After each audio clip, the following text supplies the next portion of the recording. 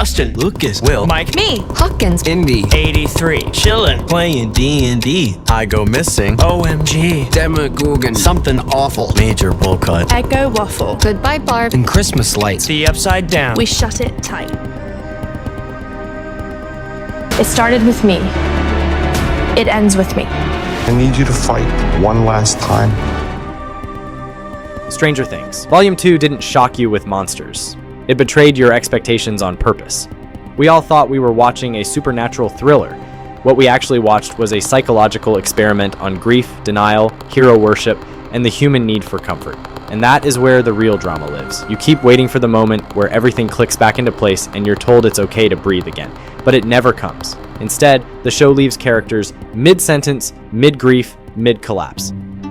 Eddie dies without being understood. Max lives without really living. Hawkins cracks open and nobody fixes it. And when the credits roll, you're not scared, you're unsettled. Because the story didn't hold your hand on the way out. That feeling isn't accidental, that's the point. We are going to break this down into 5 psychological fractures. 5 moments where you guys expected comfort and the show delivered consequence. Stay with me, because by the end of this video, you won't just understand Stranger Things better. You'll understand why stories hurt more when they refuse to lie to you. Before we begin, please subscribe if you're into a new channel that breaks down fictional characters to uncover uncomfortable truths you can actually adapt a few things from. Eddie Munson, the death that wasn't meant to comfort you, but he was written to redeem himself, and that's the trick. Everything about Eddie's arc trains you to expect a payoff. The coward who runs finally stands his ground. The outsider proves he's brave. The misunderstood kid earns respect, even if it costs him his life. That's the emotional math we've learned from decades of storytelling. Stranger Things refuses to finish that equation. Eddie dies doing the right thing, but the world never sees it. He doesn't get cleared. He doesn't get remembered correctly. The town freezes him forever as the villain in their story. And psychologically, this is devastating because it attacks one of our deepest needs, to be known for who we really are. What Eddie teaches us is not bravery, it's something darker. That's why his death lingers. It doesn't feel heroic, it feels unresolved. And unresolved grief sticks harder in the brain than tragedy with closure. Your mind keeps replaying it, trying to fix it because it violates your expectation that meaning will be rewarded. A perfect ending would have corrected Eddie's narrative, it would have cleared his name, it would have healed the audience, but the show denies that on purpose because Eddie's arc isn't about heroism.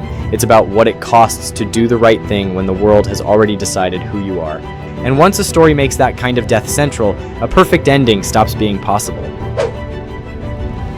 Max survives, and that is exactly why her arc hurts more than a death. Everything in storytelling language tells you that if a character lives, they will recover, learn something, come back stronger. But Max doesn't get a comeback. She gets suspended in pain, blind, broken, trapped in a body that survived something her mind could not. Psychologically, this confronts a fear we almost never like to look at. Surviving trauma does not mean being saved from it. Her fight with Vecna isn't just about escaping a monster, it's about resisting the pull of depression, guilt, and emotional numbness. And when she wins, the victory is incomplete. The show denies the audience the comfort of transformation. Max doesn't become inspirational, she becomes unresolved. And that's why a perfect ending was impossible, because her story teaches us that sometimes the bravest thing isn't healing, it's staying alive when healing hasn't arrived yet. 11 is the character we've been trained to rely on. When things fall apart, she is supposed to arrive, scream, bleed, and make it stop. That expectation is emotional, not logical. She represents the fantasy that if someone is powerful enough, loving enough, or willing enough, damage can always be undone. Volume 2 breaks that fantasy. 11 shows up, she fights, she gives everything she has, and it still isn't enough. Max is already gone, Hawkins is already cracked, Vecna has already won something irreversible. Psychologically, this is devastating because it exposes a truth we avoid in real life. Effort does not guarantee outcomes. Control is an illusion we cling to so we don't have to face helplessness. 11's failure isn't about weakness, it's about the limits of power itself. And once a story admits that even its strongest character can't fix everything, a perfect ending stops making sense. Because perfection requires control, and this show finally takes it away. Lucas does everything right. He stays. He believes. He chooses love over fear when the entire town chooses the opposite. In a traditional story, that choice would be rewarded.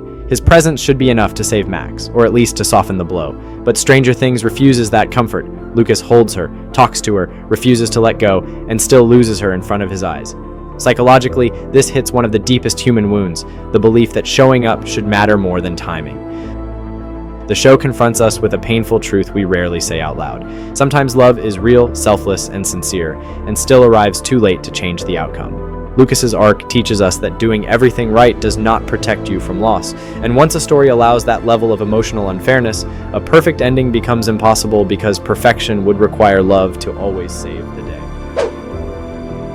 The most unsettling character in Stranger Things Volume 2 isn't Vecna, it's Hawkins itself. A town we were taught to see as awkward, safe, and nostalgic quietly turns hostile, irrational, and dangerous. Psychologically, this is the point where the show becomes impossible to end perfectly, because it exposes something far more disturbing than any monster: how easily ordinary people turn into a mob. Hawkins doesn't hunt Eddie because of evidence. It hunts him because fear needs a face. Parents, teachers, neighbors, people who think they are protecting their children abandon reason the moment uncertainty enters the room. This taps into a deep collective anxiety we carry as viewers, the fear that society isn't held together by truth but by comfort, and when comfort breaks, blame replaces logic. Once the show makes the community itself the villain, there is no reset button, no return to innocence, no clean finale left. You can defeat a monster, but you can't unlearn what people are capable of when they're afraid. Because Stranger Things stopped being a story about winning and became a story about what remains after the illusion of safety, fairness, power, love, and community collapses.